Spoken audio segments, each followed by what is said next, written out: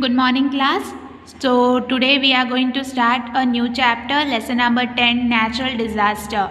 Till lesson number 9 we have completed, and this is your last chapter for this term. Okay, so let's begin natural disasters.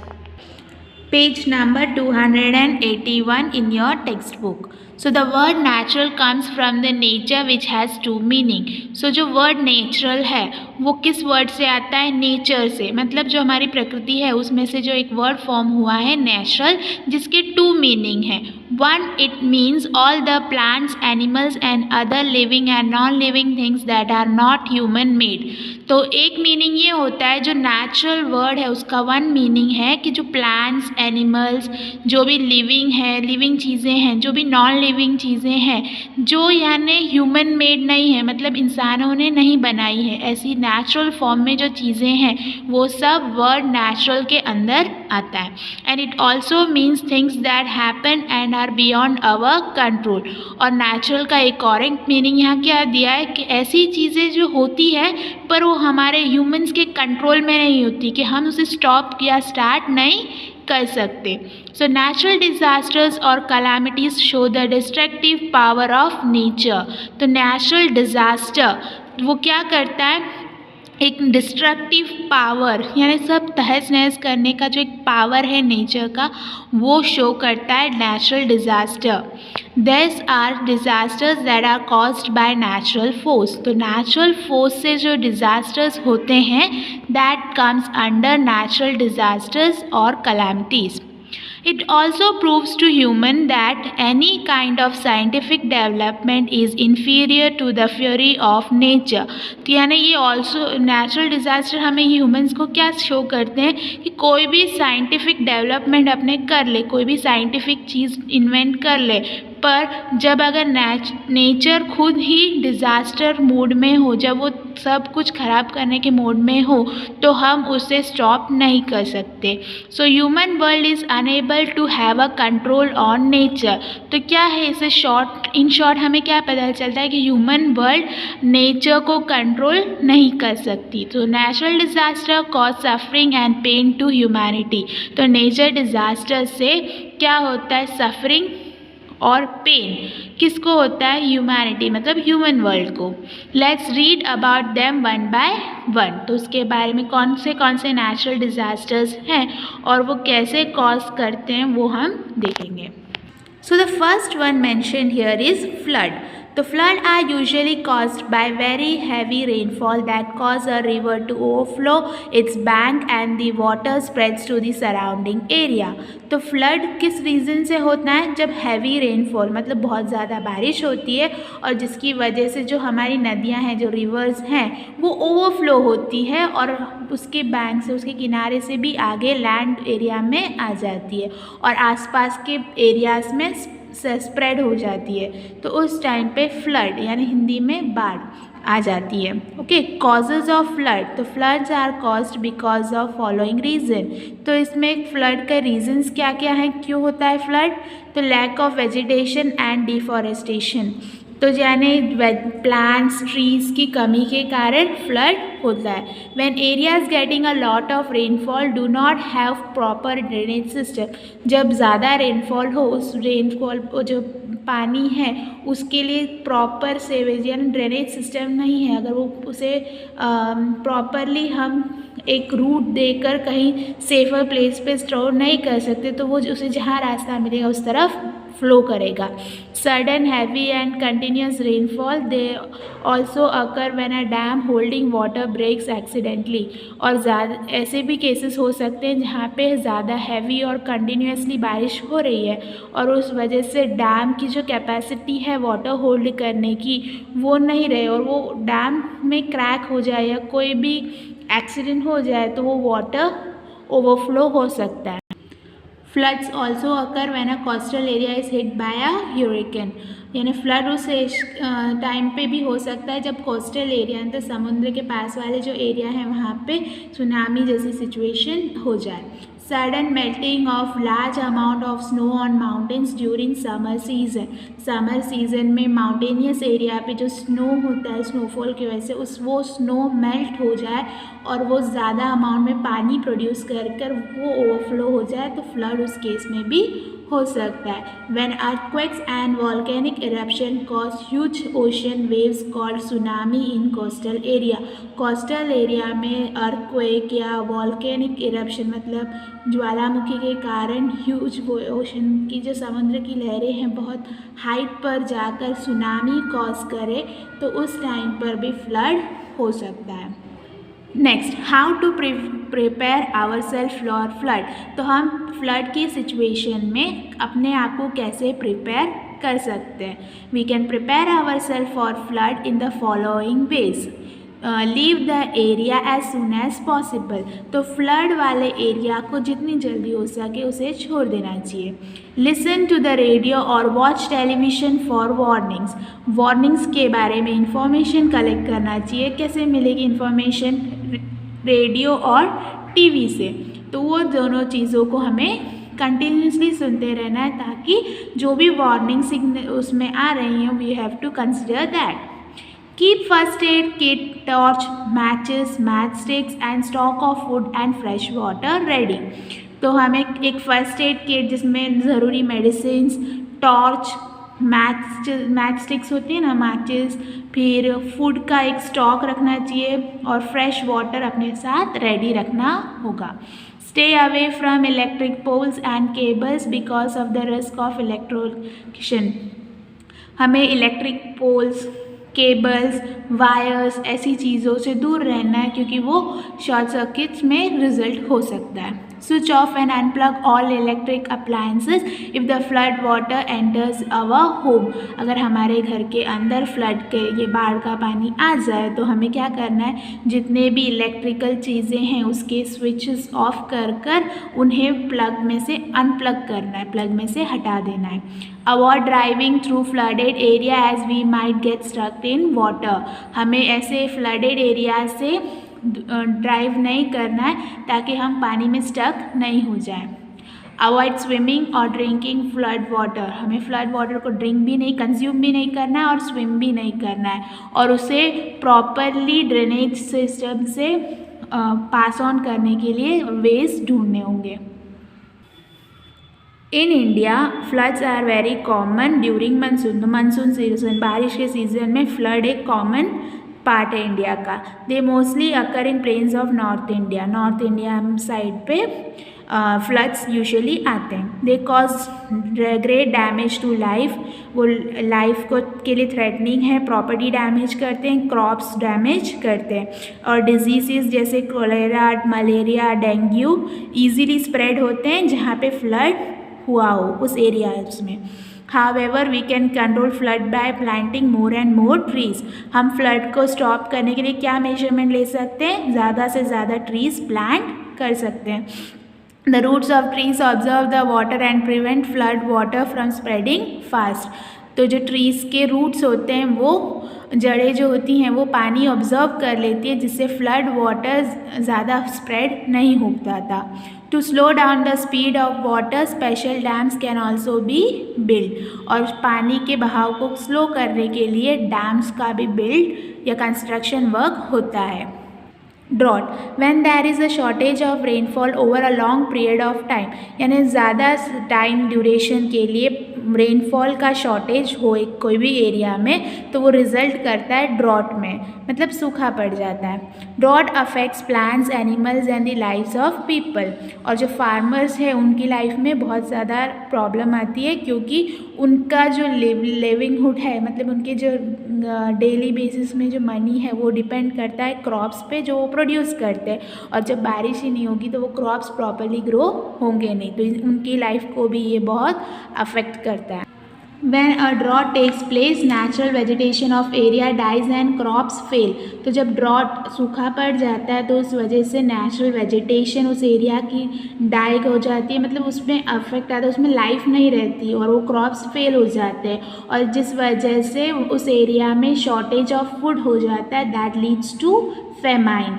और water supply तो less हो ही जाती है because there is less no rainfall, right. So the water level goes down and rivers जो हैं वो shrink हो जाती है, जो छोटे छोटे स्ट्रीम्स होते हैं वो ड्राई अप हो जाते हैं और जो सॉइल है, जो मिट्टी है, वो क्रैक्स आ जाते हैं उनमें और उनमें से एकदम हॉट विंड्स आने लगती है जो डस्ट स्टॉर्म्स में रिजल्ट करती है. मतलब छोटे छोटे ये मिट्टी के जो हवा, मिट्टी के साथ जो हवा आती है वो सब आने लगती है. तो इनडायरेक्टली वो ह्यूमंस, एनिमल्स और मेजरली फार्मर्स की लाइफ को अफेक्ट करता है. How can we prevent drought. हम ड्रॉट्स से कैसे बच सकते हैं, तो हमें ज़्यादा से ज़्यादा ट्रीज़ ग्रो करने हैं. Growing more trees, developing irrigation facilities by building dam. हम डैम्स को बिल्ड कर इरिगेशन फैसिलिटी का यूज़ कर फार्मर्स की लाइफ को बेटर कर सकते हैं, क्योंकि अगर पानी होगा तो वो एग्रीकल्चर ईजीली या स्मूथली कैरी आउट होगा. एडॉप्टिंग मॉडर्न टेक्निक्स जैसे कि रेन वाटर हार्वेस्टिंग है या जो भी मानसून के वाटर है उसे स्टोर कर जो टफ टाइम, जब बारिश नहीं होती उस टाइम पर हम यूज़ कर सकते हैं. ग्रोइंग ड्रॉट रेसिस्टेंट क्रॉप्स, जो जिसे पानी कम चाहिए हो ऐसे क्रॉप्स ज़्यादा ग्रो कर सकते हैं, जैसे मिलेट्स है, मेज़ है या सरगम, ये सब को ज़्यादा ग्रो कर सकते हैं जो वाटर लेस रिक्वायर करता है. और spraying water on the base of the plant so that less water is used. हम स्प्रे बॉटल का यूज़ कर कम से कम पानी सिर्फ जहाँ जितना ज़रूरी उतना ही यूज़ करें और लेस वाटर का यूसेज जब होगा तो हम ऐसी सिचुएशन से खुद को बचा सकते हैं. Next, earthquake. Have you experienced an earthquake. क्या कभी आपने अर्थक्वेक को एक्सपीरियंस किया है? If not then imagine how it feels when the ground vibrates and think around you like wall clocks, water in the jar, doors and walls shake. तो यानी एक imagine करो एक ऐसी सिचुएशन जहाँ पे जिस ग्राउंड पर जिस ज़मीन पर आप खड़े हो वो अपने आप वाइब्रेट करे, हिलने लगे. आपके आसपास जो चीज़ें हैं जैसे कि क्लॉक है, पास में कोई जार में पानी पड़ा हो, वो डोर, दीवारें सब शेक करने लगे. This is because there is a sudden movement under the earth surface. ऐसा क्यों होता है? क्योंकि अर्थ की सरफेस के अंदर एक सडन मूवमेंट, एक हल्का कुछ हिलता है, तो उस वजह से वो अर्थ पूरा शेक कर रहा है. This movement cause the vibration on the surface of earth. उस मूवमेंट की वजह से अर्थ सरफेस में एक वाइब्रेशन फील होता है जो हमारे आसपास की चीज़ों में भी वाइब्रेशन कॉज करता है. Earth experiences millions of earthquakes every year. So every year when we compare, there are millions of earthquakes that is experienced by the earth. Millions of earthquake हर साल experience करता है, पर सब क्या होते हैं? माइनर होते हैं, इसलिए हम उससे ज़्यादा अच्छे से फील नहीं कर पाते. पर जो स्ट्रॉन्ग वंस होते हैं, जो स्ट्रॉन्ग वाइब्रेशंस होते हैं, वो हर कोई एक्सपीरियंस कर सकता है. अर्थक्वेक्स एक नेचुरल डिज़ास्टर है जो ह्यूमन वर्ल्ड को यानी पूरा डिस्ट्रॉय करने की कैपेसिटी रखता है. They come without warning and are difficult to predict. वो बिना किसी वार्निंग के आता है अर्थक्वेक, और उसे प्रिडिक्ट करना कि अर्थक्वेक होगा या नहीं होगा, वो प्रिडिक्शन बहुत डिफ़िकल्ट है. तो पॉइंट जहाँ से अर्थक्वेक ओरिजिनेट करता है, ये जो वाइब्रेशन है वो स्टार्ट करता है, उस पॉइंट को वी से focus, and the point just about the focus is called epicentre. Okay, तो पॉइंट जहाँ से अर्थक्वेक ओरिजिनेट करता है, स्टार्ट करता है, that is called focus, and the point just about the focus is called epicentre. और जो अर्थक्वेक का इफेक्ट है वो मैक्सिमम किस तरफ होगा? Towards epicentre. Okay. So earthquake can happen anywhere in the world, world के कोई भी हिस्से में अर्थक्वेक एक्सपीरियंस हो सकता है, पर एक कुछ एरियाज़ हैं जहाँ पे चांसेस आर मोर, जैसे कि हिमालयन रेंजेस हैं और जापान, फिलीपींस, ऐसी कंट्रीज़ में they experience quite a more than compare to any other part in the world. 26 जनवरी 2001 में एक स्ट्रॉन्ग अर्थक्वेक एक्सपीरियंस हुआ था in India at Bhuj, Gujarat, जो जहाँ पे 20,000 पीपल की डेथ हुई थी and some 16 lakh people were injured, and जो अफेक्टेड एरियाज थे वो पूरी तरह से डिस्ट्रॉय हो गए थे। Japan is a country that experiences frequent earthquake, Japan एक ऐसी कंट्री है जहाँ पे बार बार अर्थक्वेक एक्सपीरियंस होता है। In Japan school train students to face earthquake, Japan में स्कूल्स में भी स्टूडेंट्स को ट्रेन किया जाता है कि वो ऐसी सिचुएशन में कैसे खुद को हैंडल करें। They practice hiding under tables and chairs to protect themselves during earthquakes, वो प्रैक्टिस करते हैं कि जैसे अर्थक्वेक होगा तो उन्हें कैसे टेबल या चेयर के किसे हाइड करना है, वो सब चीज़ें वो प्रैक्टिस करते हैं। और recently an earthquake in Japan triggered a tsunami, और अभी एक अर्थक्वेक जो जापान में हुआ जिसने रिजल्ट किया in tsunami. So what are the precautions that can be taken during earthquake, यानी अर्थक्वेक के टाइम पे क्या क्या चीज़ें हमें करनी चाहिए। So stay away from tall buildings and get out into the open, तो टॉल बिल्डिंग्स, लंबी बिल्डिंग से हमें दूर रहना है और ओपन एरियाज में जाकर रहना है। Do not use lifts, instead use emergency exits and staircase, lift का यूज़ नहीं करना, जो एमरजेंसी एग्जिस्ट है, जो स्टेयरकेस में सीढ़ियाँ हैं उनका यूज़ करना है। If unable to escape stay under heavy furniture like a table, अगर एस्केप नहीं कर सकते आप, रास्ता नहीं है, तो कोई भी हैवी फर्नीचर से टेबल हो उसके नीचे हाइड कर सकते हो। Stay away from Windows, mirrors, showcases और फैंस, हमें विंडोज़ जो मिरर है मतलब कांच का कोई भी सामान हो, शोकेस हो, फैन हो, इन सब से दूर रहना है। If travelling in a vehicle get out of it, अगर किसी व्हीकल के अंदर हो तो जितनी जल्दी हो उससे बाहर निकल जाओ। Stay away from electric cables and poles, trees etcetera, electric cables, wires हो या इलेक्ट्रिक पोल्स हो, ट्रीज हो, इन सब से दूर रहना है। नेक्स्ट, वॉल्केनिक इरप्शन, मतलब जो ज्वालामुखी है वो, तो volcano is an opening in the crust of the earth through which malted rock materials और माग्मा कम्स आउट। तो वॉल्केनो क्या होता है कि अर्थ का एक अर्थ की जो क्रस्ट होती है, सतह होती है, वहाँ से ओपनिंग, एक मुंह खोल है जैसा, और उसमें से बीच में से एक रॉक्स, हॉट रॉक जो अर्थ के सरफेस के अंदर हिडन था वो बाहर निकले, या माग्मा जो है वो बाहर की तरफ आए। तो ये जो माग्मा, जो मेल्टेड रॉक है, वो जो बाहर की तरफ आ रहा है उसे हम बोलते हैं लावा।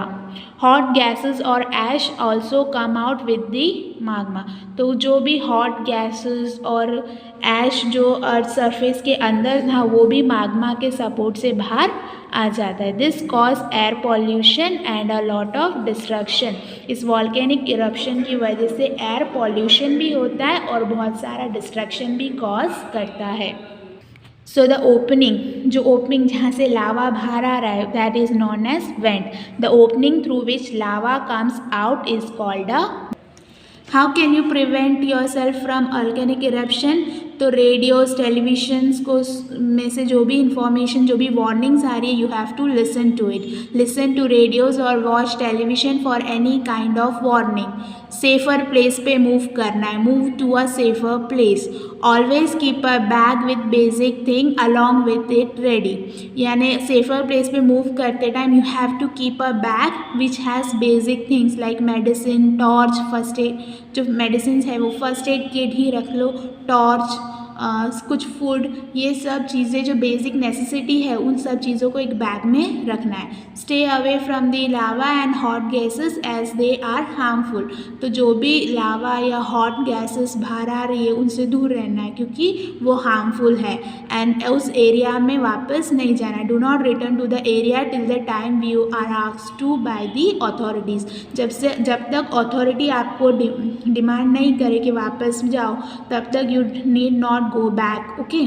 Always have an helpline numbers for immediate assistance and emergency. Emergency के लिए या कोई भी डाउट हो पूछने के लिए you need to have an helpline number. And the last topic is cyclone. Cyclone भी एक नेचुरल डिज़ास्टर है. During a cyclone wind blows at a very high speed and it is accompanied by very heavy shower. तो cyclone के time पे बहुत तेज़ हवाएं चलती हैं और उसके साथ बहुत तेज़ बारिश होती है. In India the coastal area of Gujarat and Maharashtra and the states of West Bengal, Odisha, Andhra Pradesh, Telangana and Tamil Nadu are usually affected by cyclones. तो यूजुअली जो गुजरात के कोस्टल एरियाज़ हैं, महाराष्ट्र के coastal areas, West Bengal, Odisha, Andhra Pradesh, Telangana and Tamil Nadu, ये ऐसी स्टेट्स हैं जहाँ पे साइक्लोन्स ईज़िली अफेक्ट होते हैं. तो हम खुद को कैसे प्रिपेयर कर सकते हैं फॉर साइक्लोन? तो keep a watch on the weather forecast on television और रेडियो. मतलब वेदर फोरकास्ट, वेदर के बारे में इंफॉर्मेशन हमें मिल रही है उस पर एक नज़र रखनी है ऑन टेलीविज़न एंड रेडियो.